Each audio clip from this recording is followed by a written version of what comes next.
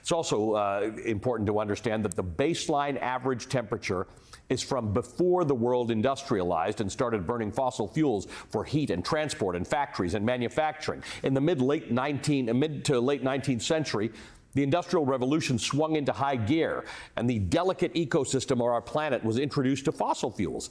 The world began burning coal, petroleum, natural gas at unprecedented rates, and that began our toxic relationship with fossil fuels, and it jump-started the phenomenon that is climate change.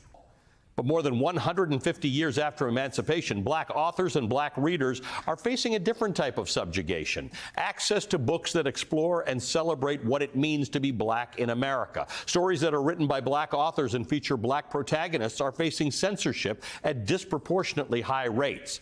These books deserve a spot at the forefront of history and at the center of contemporary literature. They are bestsellers, they are award winners, they are emotionally written, they are beautifully crafted, and most of all, they are real. And because of all that, we've taken the opportunity to read back stories and hear from black authors on the Velshi Band Book Club, of course, with many more to come. Here are a few moments that have stuck with me from my conversation with authors and literary scholars over the last year and a half. It shouldn't matter that it may never actually touch your doorstep for you to be concerned about the welfare of your brothers and sisters of color out here in this world. It's that simple. And so we wanted to illustrate that subtly and nuanced in that scene.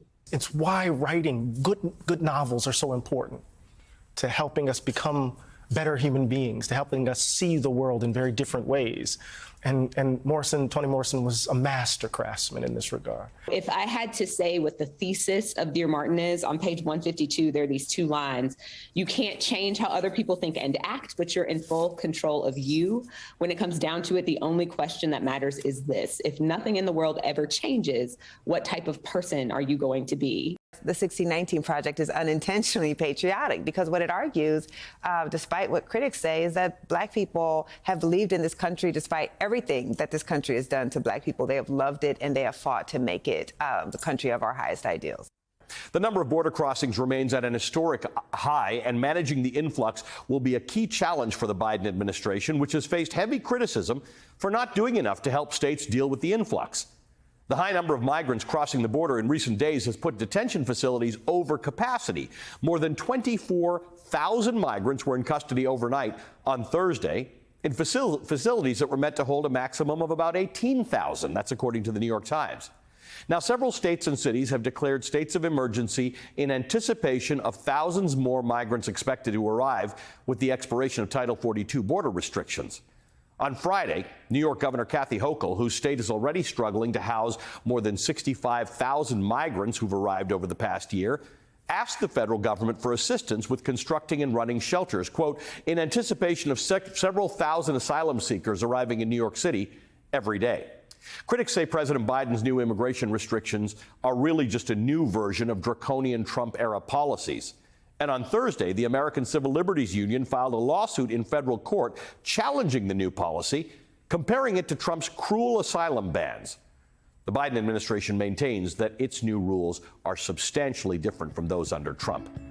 You know, having covered immigration for years now, probably once a year, maybe once every other year, there's some sort of surge or expected surge that creates a panic.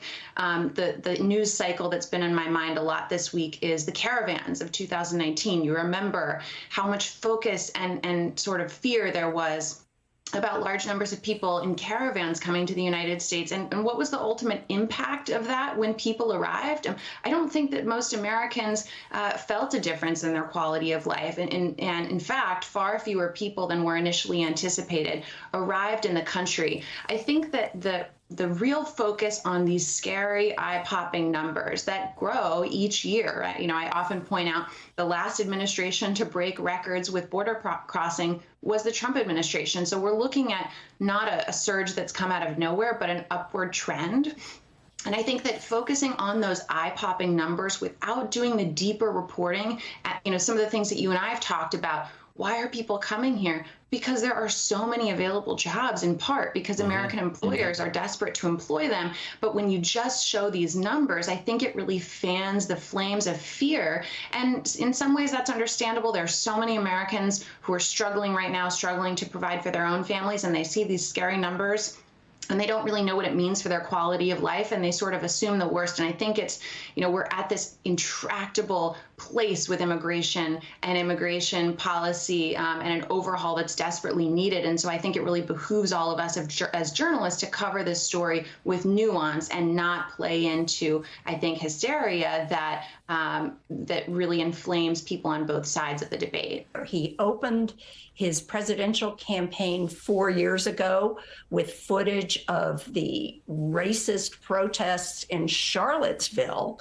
and he opened this time with footage of January 6th. And he also made the point that he actually, I don't believe, even mentioned Trump's name. Trump shows up in the video only fleetingly, embracing Ron DeSantis.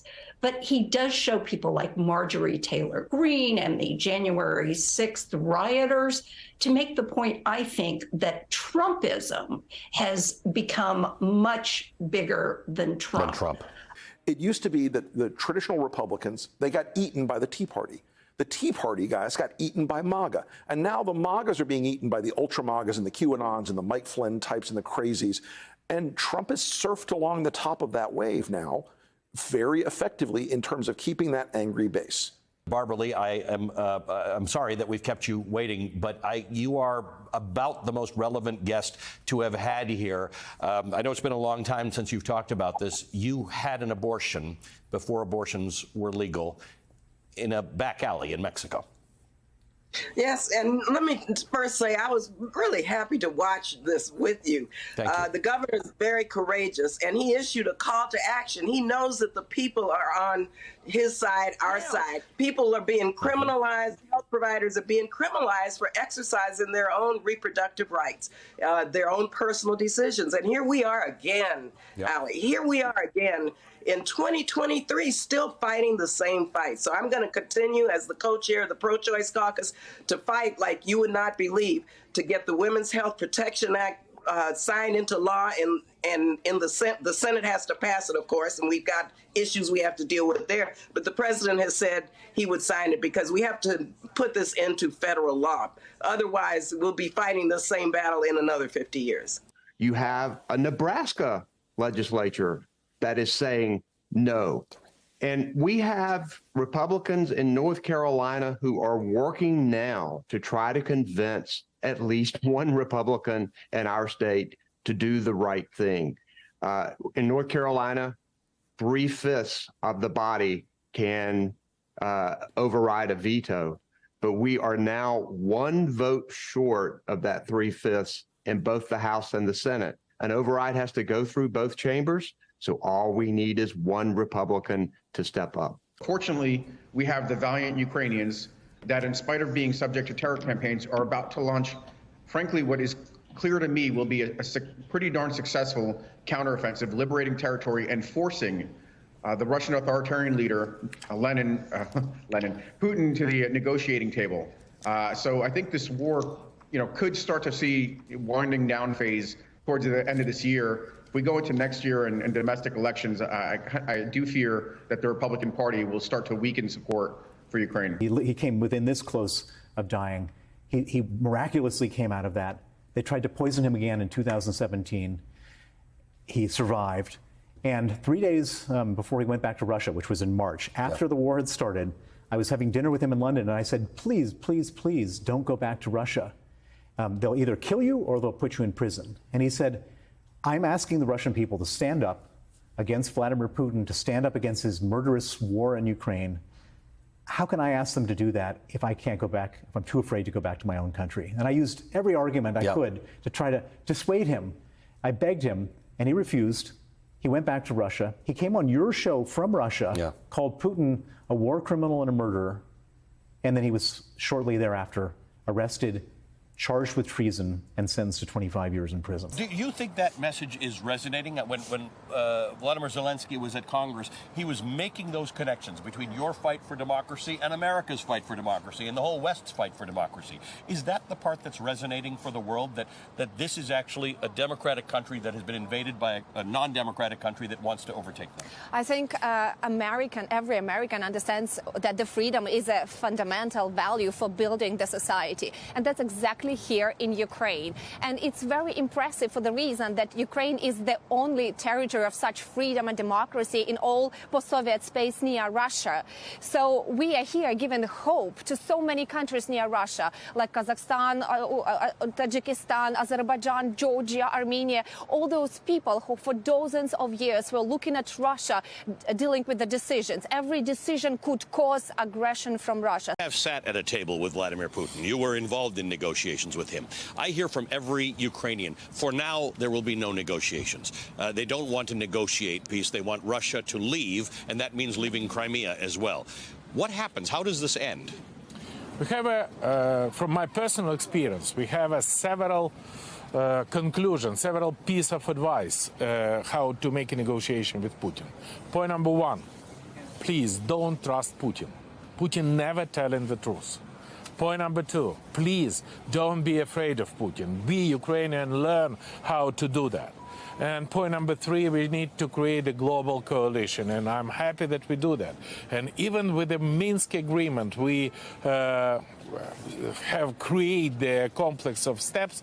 That was point number one. This is the withdrawal of the all Russian troops from Ukrainian territory. Point number two, the withdrawal of heavy artillery and weapons. Point number three, to release all the hostages. And point number four, to release the Ukrainians, to establish Ukrainian sovereignty on the all Russian-occupied territory. So a year ago, almost exactly a year ago on Friday, the Russian troops tried to take over this entire country, and there were airstrikes on Kyiv, and columns of tanks were storming across the country, and there was an attempt to topple the government quickly in one lightning blitz everywhere across Ukraine all at once. And the Russian troops came down from Belarus in the north, and they came from the east, from Russian mainland. They came up from occupied Crimea, and that offensive failed. And over the course of the year, we've been watching watching the Ukrainian troops drive back Russian forces, pushing them away from the capital, pushing them out of parts of central Ukraine, and really pushing them back to a frontline area out here in the east and in the south. And now Vladimir Putin is almost restarting the war, and that means out here in the east, some people have stayed. They've stayed in their homes because they have nowhere else to go. They have personal reasons. They don't want to leave. And now that this advance is slowly encroaching upon them, some of the local authorities are going house to house and telling people, "You got to go. I know you want to stay. I know you're brave, but." The advance is just coming, and it's come to your doorstep, and it's time to move on. But we went to one frontline village, and we met people who just couldn't bring themselves to leave. Russia pounded Ukraine again today, and its forces are advancing around the city of Bakhmut, the main target of the Kremlin's new offensive. Parts of the nearby town are now being closed off. Mostly it's the elderly who stayed behind. Some tell us they are resigned to what fate will bring. The mayor is not. He's urging people to evacuate now. How are people here able to live with all of this fighting? Stay outside as little as possible. Stay in the basement, he says. There is no safe place in this town. Olga Selina is 50 and a cafeteria cook. She hears out the mayor's team. Olga seems torn. She showed me why.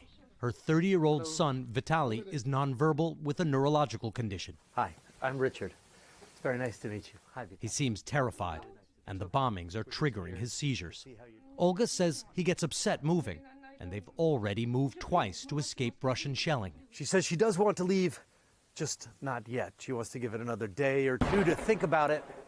I'm not sure if that's such a great idea. Some say war stops time, but really, It speeds it up with decisions of life and death every day. And people across eastern Ukraine are facing those life and death decisions now that Russia has launched a renewed offensive, a second chance to take over this country. People who've been here for a year have to decide, are they going to risk it? Are they going to stay here? Or are they going to pull back to some areas that are closer to Kyiv that for the moment are safer? The book They Called Us Enemy starts abruptly. The reader sees two young Japanese-American children sleeping soundly in matching twin beds. There are toy trucks, a small stack of books laying on their bedside table. Then there's a bang on the door that changes everything. The year is 1942. Pearl Harbor has just been attacked by Imperial Japan. In response to the deadly strike, President Franklin D. Roosevelt signs Executive Order 9066, systematically stripping Japanese Americans of their civil rights, their homes, their property, and their dignity. 120,000 Japanese Americans are then forced into barbed wire-lined concentration camps across the nation for doing nothing wrong but having Japanese heritage. 2/3 of those forced into internment camps were American citizens with passports, jobs, and families just like you. The depravity is unimaginable, but it's entirely real. Amongst the imprisoned and alienated is the Takei family, a father, a longtime U.S. resident, a mother born in Sacramento, 3 young children, George, Henry, and Nancy. You know George Takei, either from his starring role in Star Trek as Commander Sulu or Lieutenant Sulu or Captain Sulu, his tireless efforts as an LGBTQ activist, or perhaps like me, you're one of his 3 million plus Twitter followers. They Called Us Enemy is his story and today's Velshi Band Book Club feature. But when I became a teenager out of the camps and asking questions about our imprisonment, I had many after-dinner conversations with my father. And I realize now what an exceptional Japanese-American father of that generation he was. He did discuss the internment with me. He was the block manager in both camps that we were in. He spoke English and Japanese fluently, so he was able to communicate with the immigrant generation as well as the American-born English-speaking generation.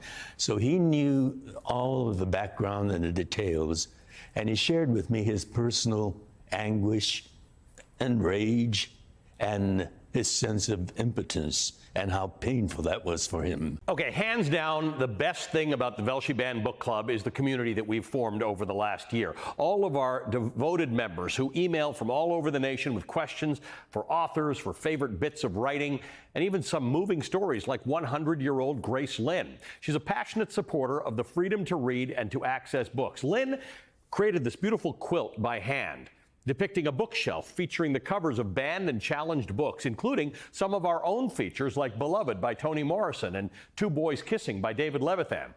We showed you a photo of Lynn and her quilt on Velshi a few weeks ago, and if you don't remember her from that quick appearance, you probably recognize her now because this week she addressed 500 people at a school board meeting in Martin County, Florida, and told them just how crucial books and reading truly are, not just to her, but to our very democracy as well. And her speech has gone viral. Good afternoon, folks. Hi, Grace. I am Grace Lynn, and I have lived in Jensen Beach for over 33 years. I am 100 years young. I'm here to protest our school's district book banning policy. My husband, Robert Nickel, was killed in action in World War II, defending our democracy, Constitution, and freedoms. One of the freedoms that the Nazis crushed was the freedom to read the books they banned. They stopped the free press, banned and burned books. In response to the book banning throughout our country and Martin County, last year, during the time I was 99, I have created this quilt to remind all of us that these few of so many more books that are banned or targeted need to be proudly displayed and protected. And read if you choose to. The quilt was shown on national TV as part of Ali Valshi's Banned Book Club segment. Banned books and burning books are the same. Both are done for the same reason: fear of knowledge. Fear is not freedom. Fear is not liberty. Fear is control.